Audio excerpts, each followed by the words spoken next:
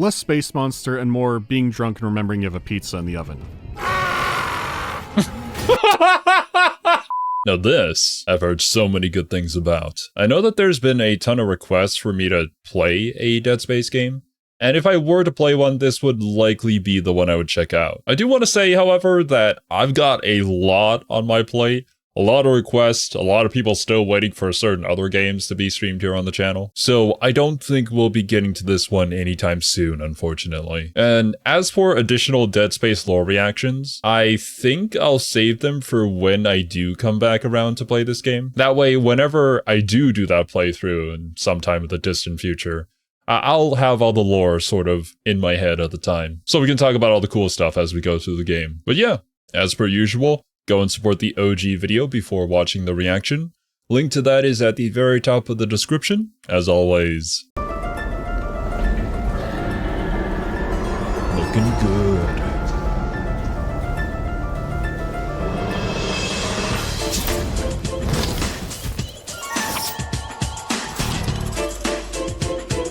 After a long wait that included the birth of a weird stepbrother, I finally got to play through the remake of Dead Space a few times. A weird stepbrother. We're talking about Callisto Protocol. There was a comment on, I think, the Dead Space 1 reaction. I talked about how I might want to watch the Callisto Protocol video before I watch this one, because there's a lot of references back and forth between both reviews. Unfortunately, I had to pick one over the other, so I decided to still go with the remake first because, well, I'm just watching it from the playlist, and this is how Mandalore ordered it. As far as a remake goes, it's incredibly faithful, to the point that I've seen some people say that it outright replaces the original for them. That's a good sign considering how cynical the murder of Visceral was, and that many members of the original team released their own spiritual successor just the month before. Though how that went is a story for next time. So forgetting all of that, I will go into the Callisto Protocol review as unbiased as possible. Well, as much as I can, at least. But I will say that I've heard not so great things about that game. I know some people really enjoyed it, but I think for the most part it wasn't very good. Surrounding it, I just want to talk about the game and how it compares to the original. There are some huge improvements, a few trade-offs, and some things that are glaringly worse, which makes it really interesting for me to get into. I'll save the heavier bits for a spoiler section, but for this, I'm going to assume you're familiar with Dead Space. But just in the case that you're not, I'll give you a quick refresher. Isaac Clarke is a space cable guy who's come with his team to repair a ship's communications and check in on his girlfriend. The ship is full of undead steak knives and haunted by a string orchestra. Undead steak knives. Okay, we're caught up. On a technical level, to no surprise, it looks better than the game from 2008. What's impressive is how far they twisted some of these areas while still remaining recognizable. In others, the fidelity is pumped so much higher that you can barely recognize what the room originally was. The layout can change drastically with new objects and even rooms added onto it. Generally, the more drastic changes are done for the better. They try to maintain the big, recognizable features that people remember from a room, but when they get off the range, it's typically to make an area feel more real and lived in, like the Ishimura now having a security checkpoint before properly entering the flight lounge. Okay, you know what? Those are good additions. When you're trying to remake something, I feel like that's always the concern, that there are changes that need to be remade. You can't just slap an HD texture on it and call it a day, right? But you still gotta stay faithful for the fans who have been waiting for so long to see their favorite game on modern gaming consoles. So at least from what we've heard so far, I think this is a really good trade-off. Other areas are hugely opened up and give you a better sense of scale of just how big the ship is. Though ironically, the increased detail has scaled down some areas. A good example is when you dive into the guts of the Ishimura to refuel the ship. It's smoky and industrial, but so dark it's like you're in some kind of void. The parts are huge and bizarre. There's what looks like a massive human spine just vanishing into the fog. Beyond the necromorphs, even the ship itself is a bit of an unknowable terror. The remake's detail is insanely better. The fog's not as opaque, so you can clearly see across the gondola and even make out the fine details of the ceiling and walls. It's not bad, and maybe they would have done it this way if they could back in the day, but it ended up looking surreal because of that limitation. Now don't get me wrong, I could do comparison shots all day showing that the remake looks fucking awesome. One of my worries going in was that the environments would have that Halo CE anniversary effect. You know, where they saw all those brutal surfaces and decided they needed to be greebled up by Alienware? That's definitely not the case here. I have examples like that where I enjoyed the mood more, but overall it's a massive improvement. If I recall correctly, there should be an option for playing Halo Combat Evolved where you can go back to the old visuals. Leo and I are planning to do a blind playthrough through the entire game. Well, me, a lot less blind considering I learned about the lore and stuff. although I don't remember everything. But before we schedule those streams, I'll probably do a poll or something to see whether people want to see the older visuals. I'm gonna assume that's likely going to be the case. Of course, this all depends on if that option is actually a thing and I didn't just make it up or something like that. And as for when to expect the Halo playthrough, I'm not going to say soon, because adult life and scheduling makes things pretty difficult, but it is something we are actively planning. The original has plenty of examples that were lower on detail that they probably didn't want that way. The mining deck was kind of rusted yellow.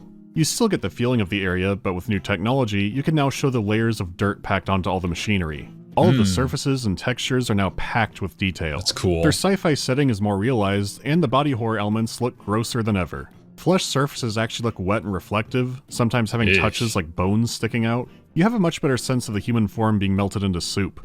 Not only does it look massively better, but when it came to the necromorphs, they tied it into the gameplay in a really cool way. You don't just shoot off a limb anymore, you have to tear through it. The skin, the muscle, down to the bone. Ooh. This can slow them to a crawl when their muscles are torn apart, or skeletonize them.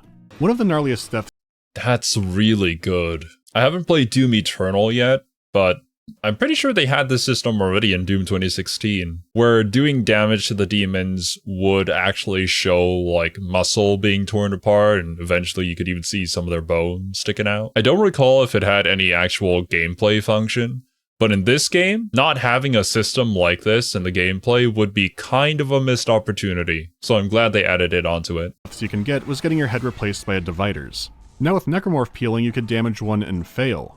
It makes it even better. Ooh. The huge variety of slasher models now adds a lot to the game. The undead's uniforms now reflect where they were dying inside in their job in the previous life. It was a great addition in Dead Space 2, and just as great here. Well, actually, even better. With the new peeling system, they can have different sections of hardened skin or body armor to crunch through, making you pay more attention to even your basic enemies. It does make distinguishing the enhanced necromorphs trickier than before, but it's a good trade-off. It also helps to make some scares more effective, as figuring out which necromorph is actually playing dead is a lot harder with so much variety, and they ambush me more times than ever. As a bonus, I like that some wear engineer uniforms and you find way more dead engineers in general, because the engineering suit has always looked fantastic, but it's scattered around more to make it seem more mundane in its world and you more vulnerable.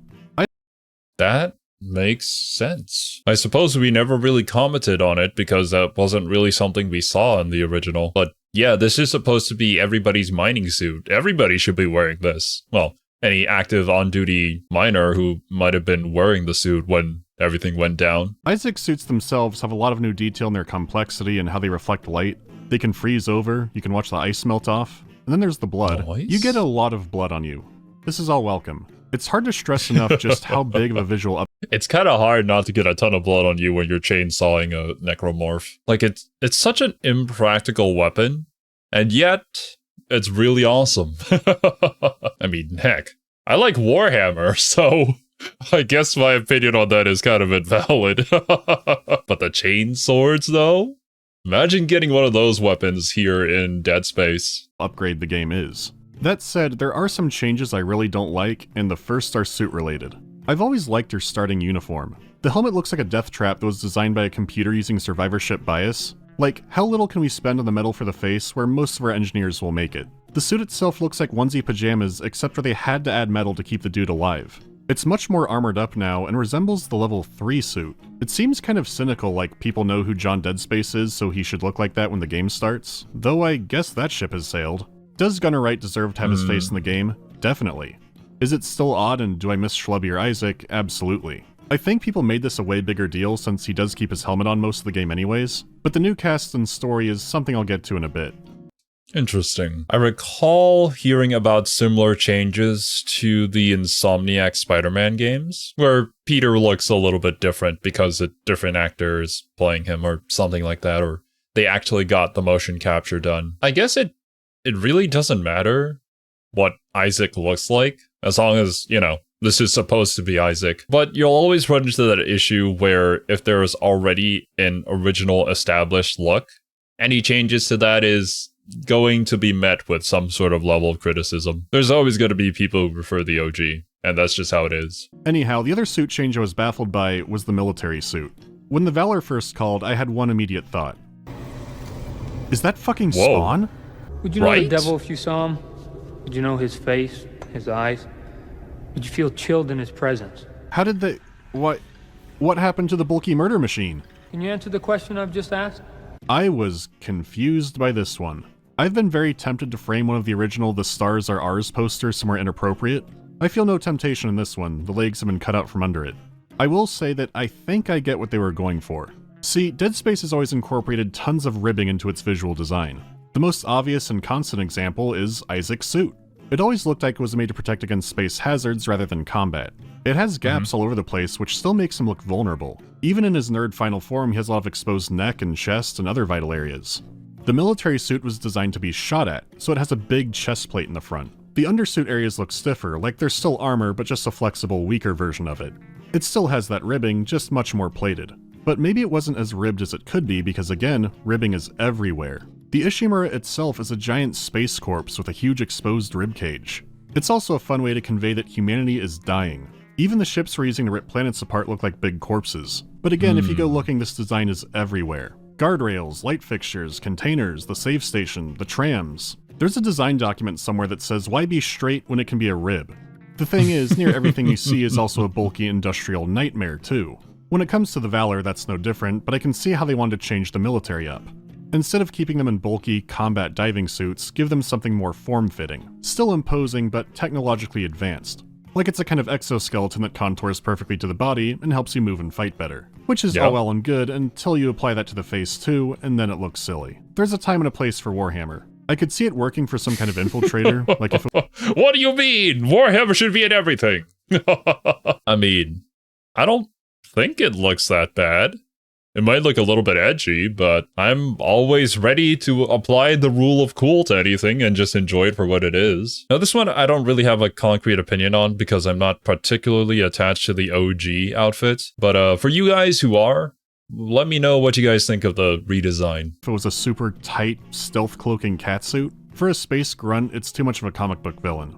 There were some visual bugs, and the last two chapters had random stuttering not tied to any setting I could find. Others have had way worse luck, so your mileage will vary. Those issues aside, it is an impressive looking game. There's a sequence so impressive, I would feel bad for showing it. So, onto the sound.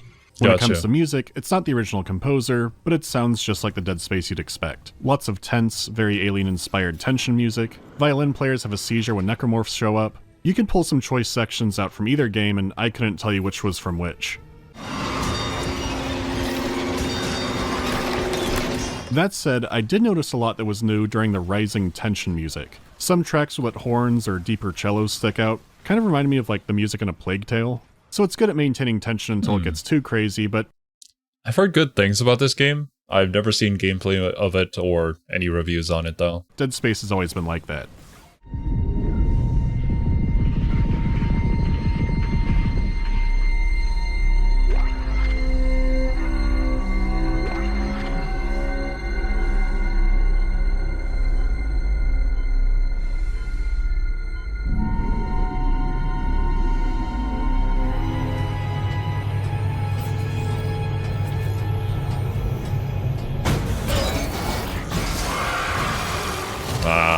The classic. Air quality is falling fast. If you've got liquid nitrogen, we gotta fix hydroponics. On it. Keep trying to reach Hammond. Mercer, I don't think he's done yet. It's also worth mentioning they brought back the technique from the later games, where when you get a new suit, it's an event. In the original, the ambient music would just keep going, but in the remake, they give you that little moment of victory.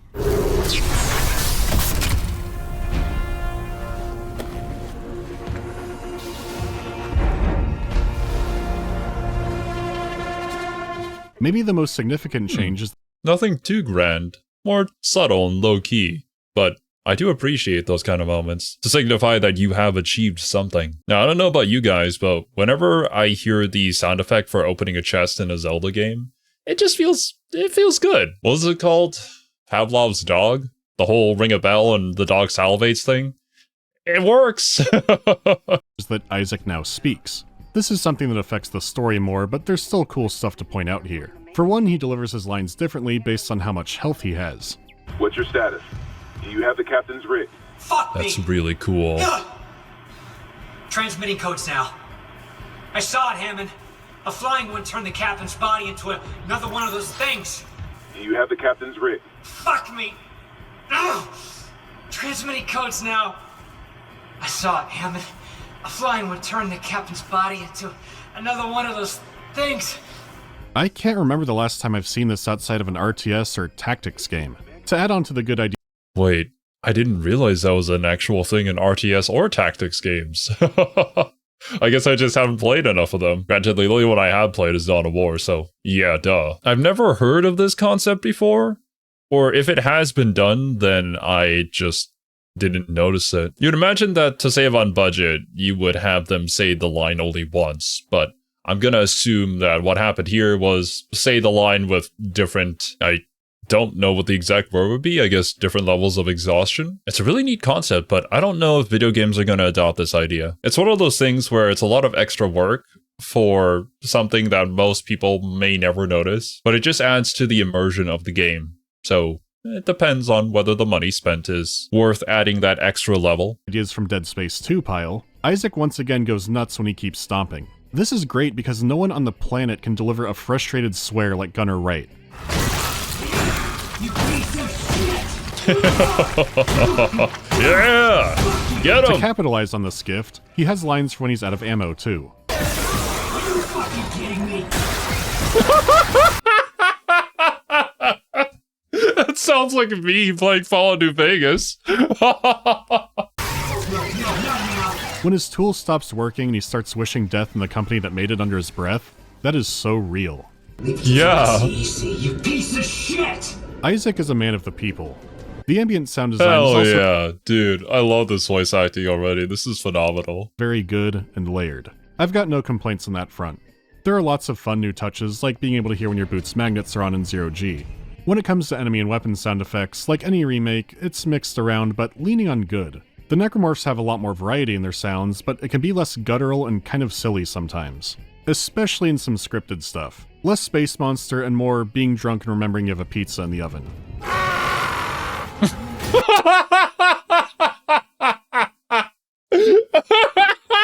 Not gonna lie, I probably made that exact same sound on stream at some point. Probably my death scream or something like that. There are some sounds too burned into my brain for their own good, like the exploder. It was a shrill, attention-grabbing sound that warned you of the wriggling custard IED heading your way, which they sort of kept but more subdued.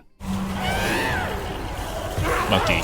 Again, faithful, not bad, just different. Others sound Yeah. near identical or even better than before. Everyone will have their preferences, but I think there is one change that's unbelievably bad.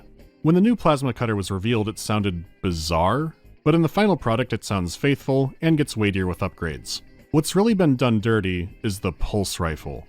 Until the third game trivialized them, Dead Space guns were always eldritch terrors from the nightmares of Californians. A character in the first game gets a dodgeball-sized hole punched through their chest by a handgun. The firearms of the future are brutal and rip right through flesh, which is devastating to a person, but only slows down the necromorphs. The rounds going right through them don't bother them much, so you had to sever their limbs off with pure DACA. It also showed why Isaac was so successful by using space power tools compared to a loud killing machine. The rifle looks and sounds like it should be a world ender, but it's not even close to your best weapon. So in the remake, they made the sounds more reflective of the weapon's actual power, which is a good idea, but now the pulse rifle sounds like a joke. Weapons in the series look and sound more powerful with upgrades. So to show how bad it is, here's a fairly entry-level pulse rifle in the original.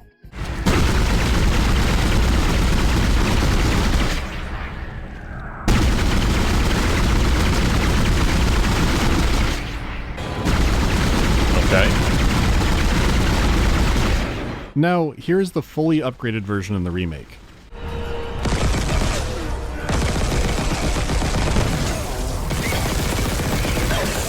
The rounds are slow, the stopping power is gone, and above all else, man, that sound is rough. It's no wonder the owners of these things keep fighting it.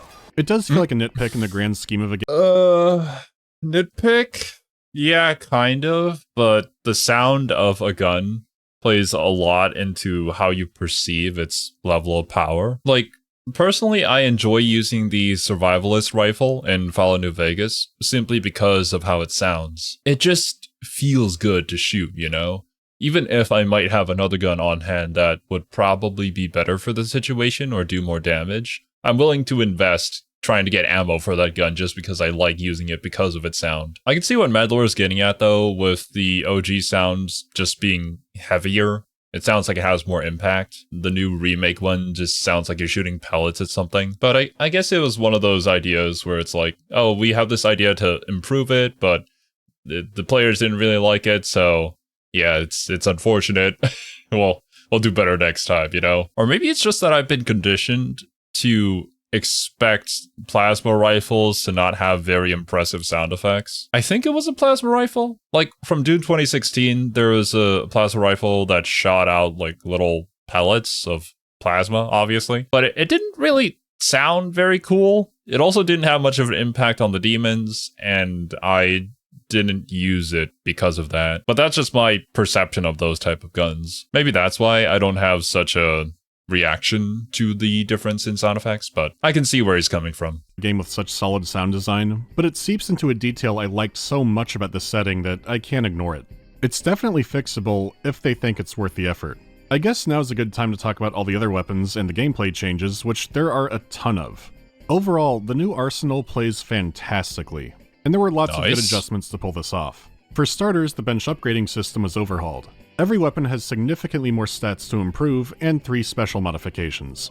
The special upgrades can be simpler, like giving a weapon way more ammo, or an increased range or explosion radius, but they can get more exotic, like adding multiple bounces to the Ripper blades, adding damage over time to the cutter, or helping your force gun create a black hole. And you're not spaced out by empty node sockets anymore, the upgrade might just be a smaller increment. This makes it feel more rewarding compared to throwing power nodes at nothing for a while.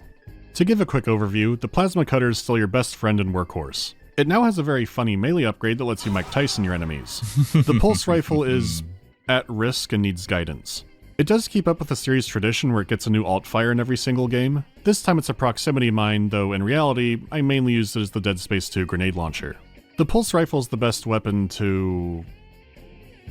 The flamethrower was a very welcome surprise. With upgrades, it's the second best in the series after Extraction. It's excellent for crowd control and weakening or slowing down larger enemies, and the alt fire goes with that by putting down a divine wall of flame that Ramses II can feel the heat of.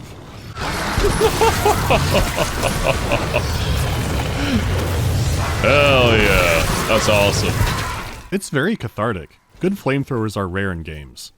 The old contact beam's primary fire is the new one's secondary fire. It smites down firstborns with a destructive fury that even Ramses II can feel the grief of. Its primary fire is now a continuous melting energy beam. Ammo for this is rare and expensive. What is our problem with Ramses II? Poor guy. But it's always a joy to use on the tougher enemies. Fully upgraded, you can obliterate most of your problems. The Ripper is still good as your not melee weapon, but the true appeal of it now is that with upgrades, the blade can now violently and unpredictably ricochet up to 4 times. It has some homing on your enemies too, so you just watch the thing ricochet around murdering everyone. Okay, I was gonna say, that thing better have some homing, because if not, just having it ricochet pointlessly based off geometry would be a really huge bummer. I don't think the upgrade will be worth it. If you're not careful, it can even deflect back and hit you, though the damage is minimal. It's always worth the risk for the sick-owned zones. The Force Gun is still the premier knockback champion and Short King eliminator. It's also become one of the game's most brutal weapons. Up close, it can rip a necromorph's skin off like taking a tissue out of a box.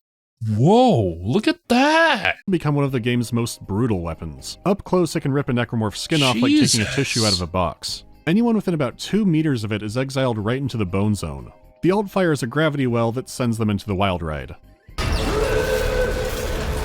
The line gun is Holy, that weapon is so cool. Honestly, if I was playing the game, that might be my favorite. Don't know. I'll have to see when I ever do get to this game. So your Mega Cutter, no changes on the primary.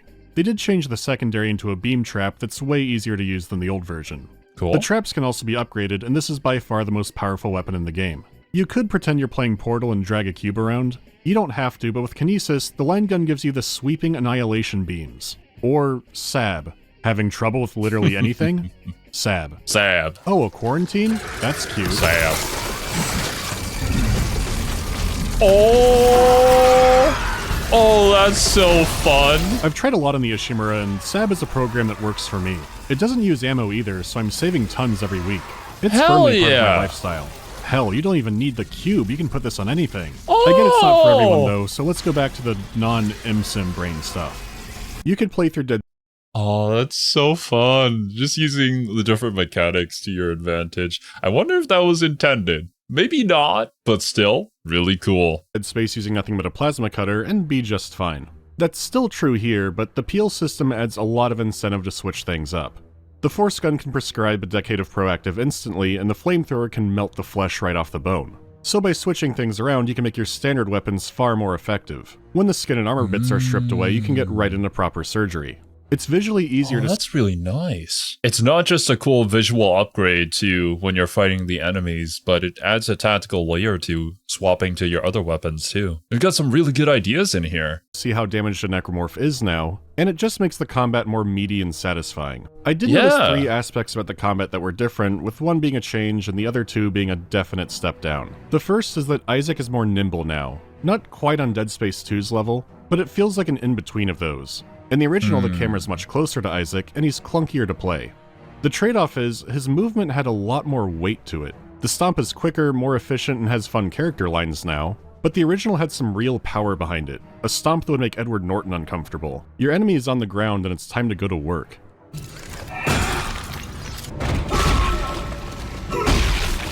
You see him winding his hip up to throw in so much power into it. It's not as responsive, but ideally the stomp was your victory move when the fight was over. This is tuned for active combat, so it has a faster wind-up and less power visually. The second game's was faster, but still slower than this. But it still maintained that energy by having a camera swing. So the idea behind the stomp is just kind of different this time. As for the aiming, it's a combination of the classic mode and the centered mode that Dead Space 2 introduced, and I definitely miss having actual lasers for targeting all the way down. Don't have much more to say there. Overall, the enemies have had good balance changes. A good example is the Pregnant used to be a slow enemy that you would usually take care of first, and I would say valid criticism. Clunkiness can add weight, but I think this is definitely something that you're going to have to play for yourself more so and see how you feel about it. For me, going into this, if this is the first game that I play, I wouldn't have those preconceptions, so I wouldn't see that as like a downside. It does feel like a natural change to me though, considering the changes they've made to combat in general. It was sort of necessary. now it's way more fast and aggressive. I used more stasis shots on them than ever. But when it comes to the slashers, I'm genuinely wondering if something is bugged. I was playing on hard since Impossible is just hardcore mode now, which is kind of odd, so this is as good as they get. They'll approach in a more creepy, stalking way often, which is cool. The issue is, they don't always speed up, and when they do, it's this jaunty skip walk. It's like they put stuff in a performance capture guy and that's how you'd actually run with extra arms on your shoulders. And it's slow and awkward to the point that you can easily run around them. Compare this with how aggressive they used to be. Jesus, yeah.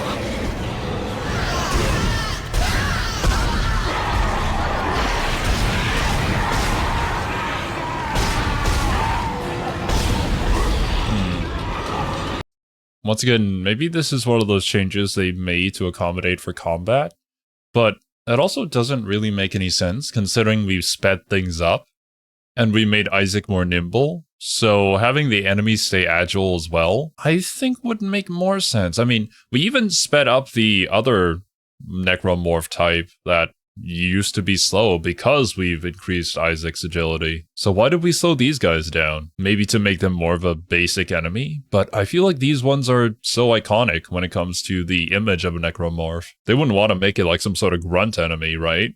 They have this animal fury to them, like every cell in my body wants you dead now. In the remake, they're more like slugs. Look at the time between one dropping in and then trying to murder me. That was maybe less than a second.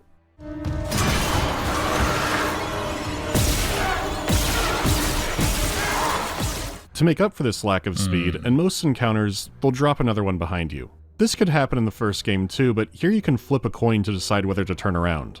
So my first thought was, okay, the peel system requires way more precision, they had to slow them down so you can aim at the part more carefully. Maybe I just wanted a higher difficulty? But on occasion they would do a jump charge at me, which was something. Then, loading up New Game++ to record something else, I saw one doing the freak charge. This was like a fucking Bigfoot sighting. Where do I find the habitat of this creature? Could there be more? Are they roaming free in other people's games and this is just some kind of bug? I'm not sure what's happening, but if it is intentional, I would love for them to bring the original Impossible difficulty back that has more aggressive necromorphs. Like, that speed with their new health would probably be horrific on a controller, so I get why it could be like this, but I'd like the option. And this game is Yeah, maybe controller concerns. That or it was just genuinely bugged. extremely good about its options. Anything new I wasn't a fan of, like the kinesis indicator, I could just go turn off. As for how the game progresses, they added some outstanding additions.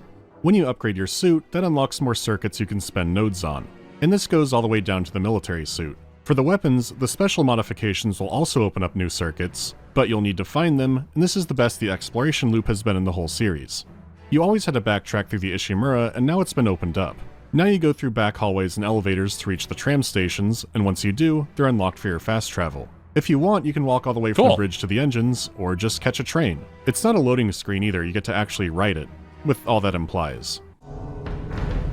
Oh, get ambushed on the transport? You no longer use your precious power nodes to open doors, you have security clearance. This will increase naturally through the campaign, and as you revisit areas, you can unlock doors and containers that you couldn't before. Okay, Metroidvania type? Yep. You're gonna love that sound.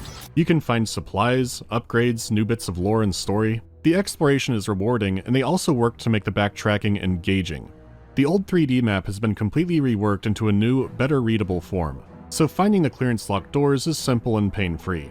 With the map big and interconnected, I do wish we had the Dead Space 2 tracker for finding stores and save stations easier, but this is still a great change. The game world itself has dynamic changes controlled by something called the Intensity Director. Returning through an area, machinery might start breaking down, or the power's out and it's pitch black. Different kinds of necromorphs can be lying in ambush, and on rare occasion, there might be enough to enjoy a bonus quarantine. Sometimes it's just flickering lights and cultic whispers and the eldritch call of the marker. It keeps you on your toes and stops backtracking from feeling too mindless. It shakes up the game exploring and on replay. That's a really neat system. You are going back through the same hallways that you've been through before, but changing up how they are by just changing certain environmental aspects about it. Just that small change completely changes everything, for a player at least. Keeps you on your toes. I really like that they implemented this system, and honestly, I think more games should. At least the ones that require you to backtrack, or to be perfectly honest, any sort of physical change to the environments is always welcome. Besides the regular New Game Plus rewards, it has some bonuses in the form of a new ending to unlock, and a new variant called Phantom Necromorphs that show up. Even if you harness the power of paying, there's still just too much to unlock in one playthrough. So going back to fully gear up while facing new challenges and pursuing a new ending was immediately tempting. Even the Zero-G Frogger was completely reworked into the flying system from the later games, which is overall a huge improvement, especially in the new space areas. Yeah. Though I do think some areas worked better in the old system, but also, I'm not going to pretend the Leviathan is some kind of high bar it had to reach. Stripping out the turret section was a big improvement and much more engaging for the asteroid section, but when it comes to the boss fight, they probably should have gotten rid of the turrets entirely instead of the weird half-mix it is now, but I get and appreciate how they were trying to keep it faithful. They added 3 self-pursued side quests to give Isaac some more agency, and following them up can change the dialogue in the main story. The reveals they can have are substantial and give you another reason to explore. Ooh! You'll love to see side quests actually having an impact on the character and the main story. With how much I love Persona 4 Golden, I will admit that the side quests in P4 are really just go and collect this number of material. I don't think there's a side quest that actually changes anything. It just gives you a little bonus item or outfit to wear. And those are like some of my least favorite parts about the game, despite how much I love the game in its entirety. But imagine if it had this sort of level of control, that the things that you did actually mattered. So far, there's a ton of W's here, and the small downsides seem to be mostly nitpicks from Mandalore, who has experience with the OG. Unless if I'm missing something blatant here, then I think this game is phenomenal. It just seems like a really fun time. Even with my issues, and the bugs that would pop up now and again, the moment-to-moment gameplay and exploring was a ton of fun. I have never clicked the New Game Plus button faster in a Dead Space game. Which brings us to the story, and if you know the broad strokes, they're all the same. Obviously, Isaac having a voice made him a stronger character. He technically had some commentary if you dug into the mission menu in the first game, but it was never anything substantial. The silence also gave it an isolated, clinical mood that this game doesn't have as strongly. But for this, I want to focus on the story and characters over that kind of argument. Like 2, Isaac is an engineer now. Him being the one to come up with technical solutions feels more natural. Seeing you in the control room. Any news on the engines? Yeah, but it makes no sense. They're out of fuel. The centrifuge is offline. We're tethered to a 4 trillion ton payload. Without the engines, it's dragging us down to the planet. Can you handle it alone? Sure. Fix the centrifuge, get the fuel running, then do a full restart. But you'll need to stabilize our orbit from there. Standing by. Fast as you can, Isaac. Daniels isn't answering her rig link. What's your status? I found a shock pad I can use on the barricade. I'm heading back there now. His delivery adds so much to the writing. There's a part where they're talking about being slowed down by ship issues, and Isaac points out it was intentional by the miners. But he says it in a way where you can hear the quiet pride he has in his coworkers. Not malfunctions. Traps. The miners' way of holding the line. It's a simple line, but how he said it gave more depth into what Isaac is about. This is why voice acting is an art. There is so much subtext that you can infer by the way a line is delivered that professional VAs are able to convey so well. Of course, you can't forget about the director, too. If you get really good VAs and a voice director who doesn't really know what he's doing, then even their lines will fall flat. But when you get the right combination, man, oh man, is it so good to hear. Compared to just reading a line, which... oh man. I will say that having to act for a remake that's so recent and beloved does suck. People have direct comparisons instead of just your performance. The OG Dead Space cast were never the most incredible, in-depth characters. You know, Peter Mensa fucking rules, and I feel bad for someone having to follow that up. That said, a lot of lines are one-to-one, but they've twisted some things up in the writing more significantly. A lot of dialogue and writing is more natural, like cutting down on the cut off the limbs prompts and making them sound more real. At other points, they tried to add more depth to the characters, with varying levels of success.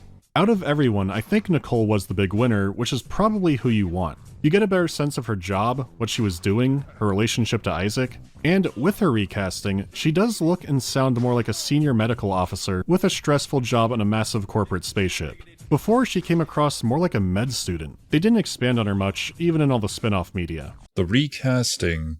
honestly, just the in-game model, too. Before, she really did just look like a med student. I can see the comparison there. It might have been a detail that Mandalore mentioned, but I had forgotten about. I just never realized she was supposed to be a senior medical officer. All I knew is that she died, and now she haunts us in our dreams. Come on, we've got to move quickly. You got a boyfriend? You want to see him again, right? Yeah, that about covered it. So this is our best example. The main issues are some writing that doesn't add up, some iffy casting, and some horrific direction. Here's a comparison of what I mean. Are you okay? More what? What the hell are those things? Is that the crew? Keep your voice down. Some of them were wearing Ishimura uniforms. They're the crew? How the hell can they be the crew? Look at them. How can that be? God damn it.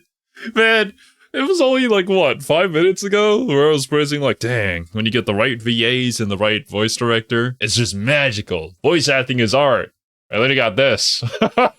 It's just such a stark comparison to Isaac's phenomenal voice acting.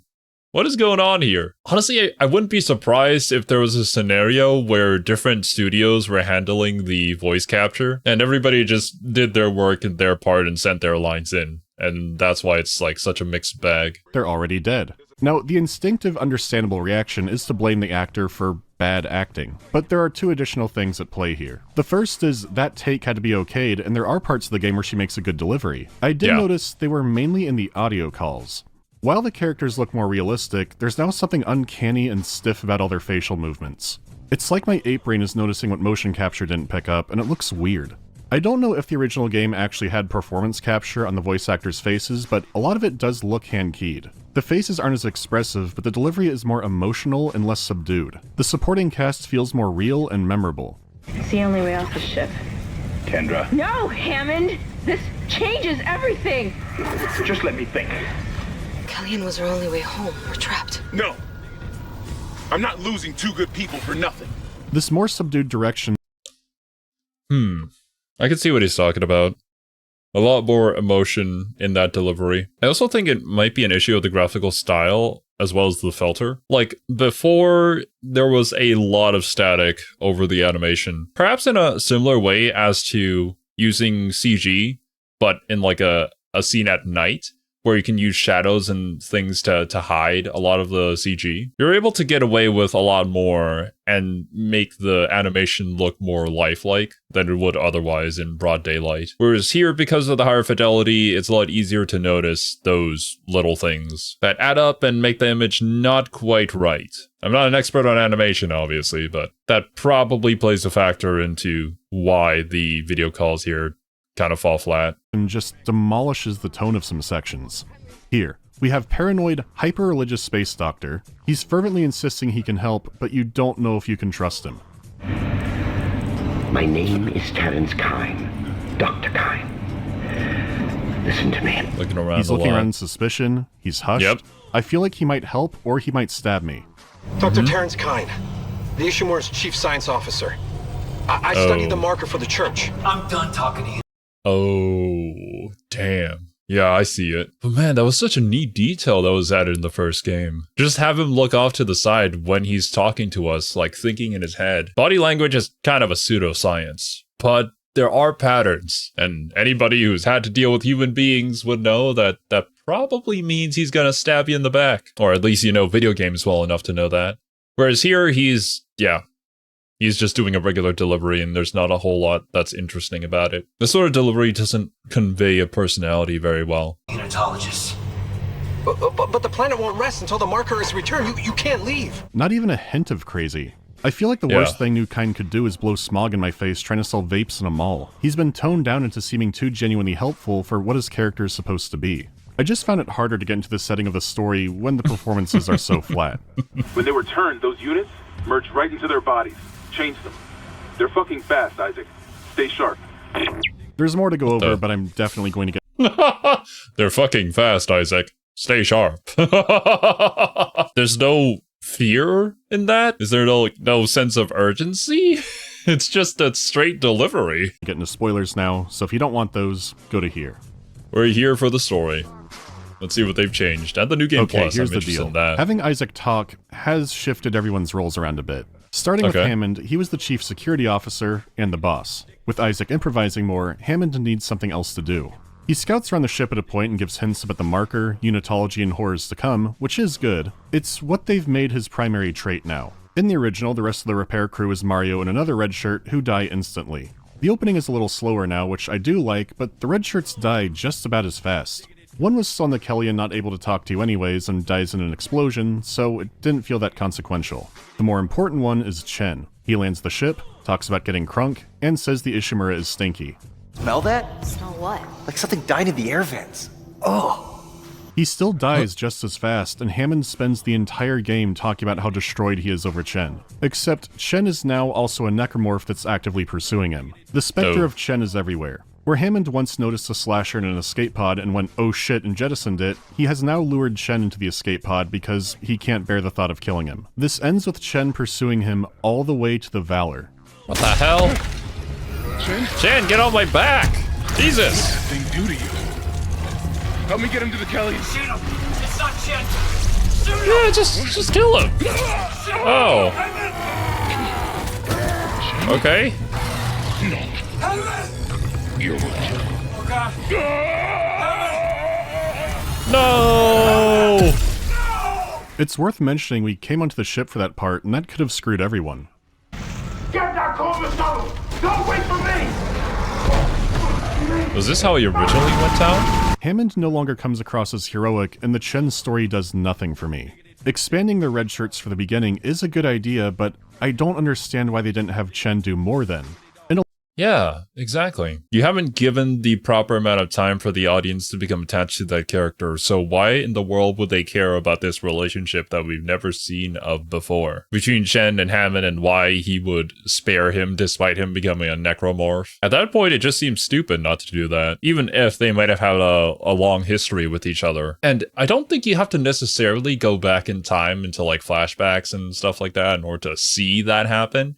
It's just like the interactions between characters where you can feel that they've been friends for a very long time. Unfortunately, I don't think that's really conveyed here at all. And it might be the fact that Isaac has a voice now, and so we had to change things around, and this was more so a convenient thing for the writers to somehow still stay somewhat true to the OG. But not everything can be an absolute home run. In a logical sense, Hammond knew him for years, and it makes sense that he's so disturbed by what's happening. And sure, the marker's messing with him too, but as a player, I don't know this dude at all. Like, even if he only makes it to chapter 2 or 3, maybe he can come up with an idea for the shock pad and medical. He could be helpful or bantering, just anything to make the player know and like him before this happens. That's actually a really good point. Have his character do something that actively helps the player. Or, I don't know, even give the player an actual weapon? Something physical and tangible the player interacts with to remind them of this guy? That would have made that final scene there so much more impactful, but then maybe they'd have to change a whole lot more things and it got complicated and whatnot.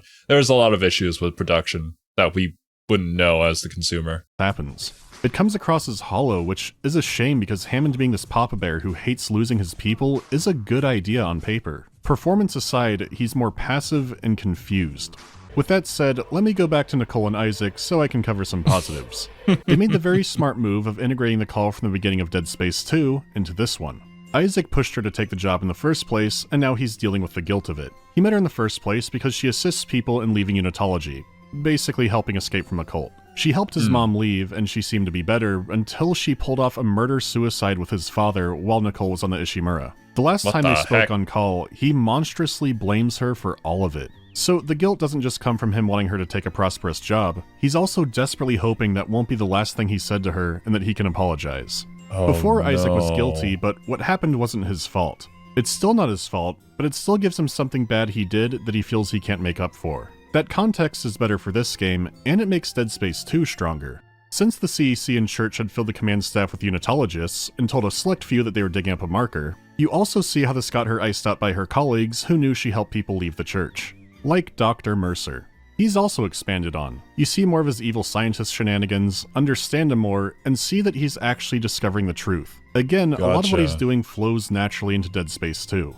As you'd expect, he's more toned down and less screaming fanatical, but in this one it's because he became a cult leader for a while instead of everyone abandoning him. What he does is atrocious, but now he comes across as a Lovecraft villain. He's seen glimpses of the truth that are too horrible for you to comprehend. Are you the reason the marker won't begin? That's it. What the fuck? Convergence is installed. She's meddling. The new Mercer rules. Yeah, I was gonna say. Just being around him just makes me so uncomfortable. I'm assuming in that scene you're sort of locked in stasis so you can't interact at all. But if this was an actual movie scene, I would say that's some really good acting. In some ways, it reminds me of the amount of pressure that you feel whenever you see someone like Hannibal Lecter on the screen. Although obviously not to that degree, that sort of performance is out of this world, and I think would be very overkill for this game. But it's still going in the same direction where you feel powerless around him. Here, quite literally, for Hannibal, even though he's behind bars, you still feel that way. The only change I didn't like was the original let himself be transformed to show just how devout he was. Unfortunately, things don't go down that way in this one. The consequence was, to contrast him, they made Kyne way too strong of a voice of reason. Kyne is a scientist and very religious. This whole ordeal is a trial for him, and he's trying to figure out what's happening by balancing those parts of himself. Originally, he can see that the marker is a problem, but conflicted on what that could mean. I think that's precise. That's a interesting combination. A religious scientist. I would assume a character like that would more so see the benefits of having religion be a point for their mental health to sort of cling on to, perhaps provide a sense of community. More so than believing all of the supernatural things, or I don't know exactly what you would call it in English. Although Serby does work as a scientist pretty much, and they have said that a lot of their friends, a lot of their co-workers are some of the most superstitious people that they know, despite also being scientists, so maybe there's something to that. I am, as you can see, a mad scientist, so I could never understand what those plebs are thinking about. Precisely the point, Doctor. God's work. I'm not so sure of that. We have to assume that the colony's problems are somehow connected to the marker. You can Yeah. assume all you want to. I do not.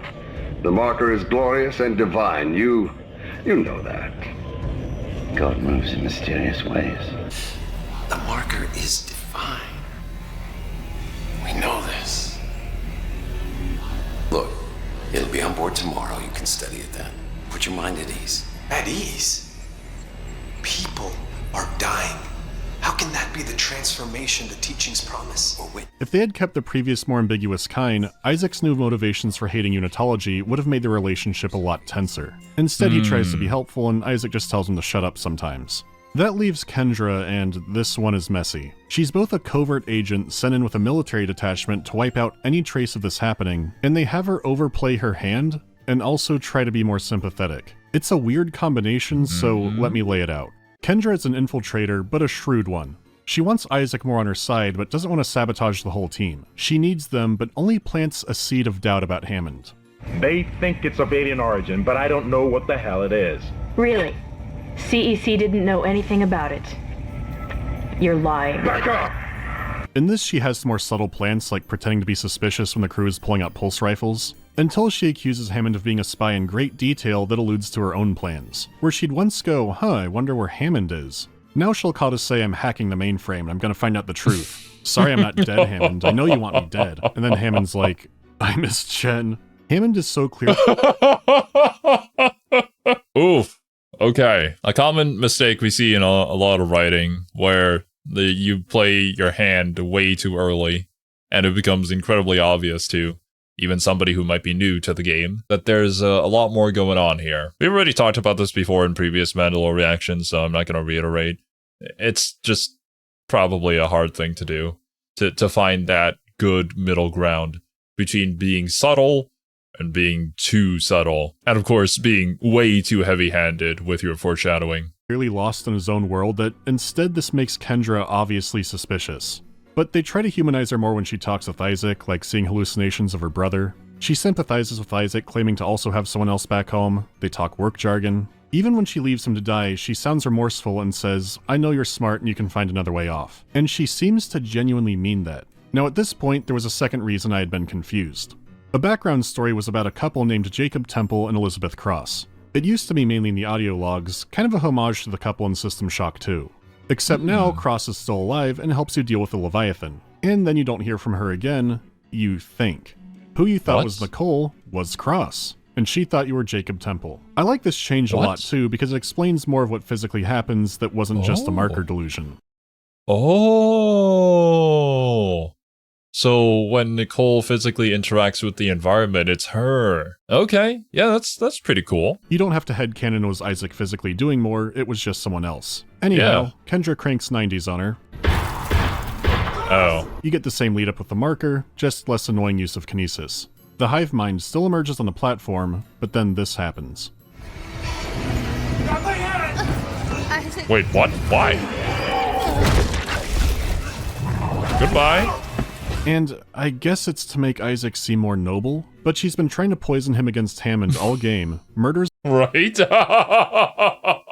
But Isaac's the hero! Even if somebody's trying to kill him, he would save them. Because that's what Spider-Man would do. So they probably had this scene in mind when they were trying to humanize her character. Which is why they added the whole getting to know each other better aspect.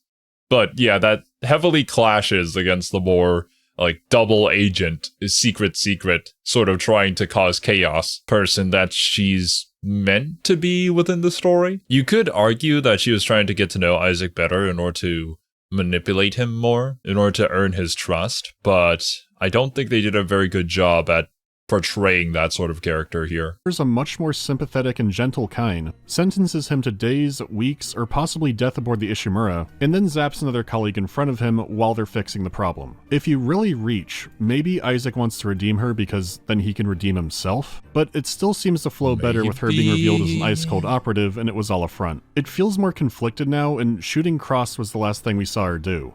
Maybe Isaac could have convinced her this was the right thing to do and she puts the marker back, but it's too late and the hive mind is already out or something. Or a falling asteroid then knocks it into the crater. You know, if she tried to redeem herself in her last moments instead of leaving Isaac stranded again, it might have been more tragic, and instead, this doesn't come together for me. As a spectacle fight, I've always liked the hive mind. But this is another case where I wish the remake twisted it farther instead of being faithful. You still fight it on a platform, now it just has a trickle of new attacks.